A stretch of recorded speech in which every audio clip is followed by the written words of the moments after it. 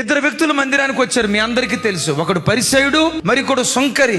ఈ పరిసయుడు మందిరానికి వచ్చి ఏం చేస్తున్నాడు తెలుసు? ఆడు గొప్పతనం చెప్తున్నాడు. వారానికి వచ్చి 2 రోజుల ఉపవాసం ఉన్నా, దశంభాగం ఇచ్చా, అది చేశా, ఇది చేశా, అదిగో నేను ఆడలాగా కాదు, నేను అది ఇది, నేను తురుంకా నోటికి వచ్చినట్టు చెప్తున్నాడు. వాడు వచ్చిన స్థితిలోనే ఇంటికి వెళ్ళిపోయాడు. సుంకరు ఉన్నాడు, చూసారా, మోకరించి ఆకాశము తట్టు కన్నులెత్తటానికి ధైర్యం సరిపోక, పాపినైనా నన్ను కరుణించయ్యా, నేల మట్టుకు తగ్గించుకుని దేవుని దగ్గర ఏడుస్తున్నాడు.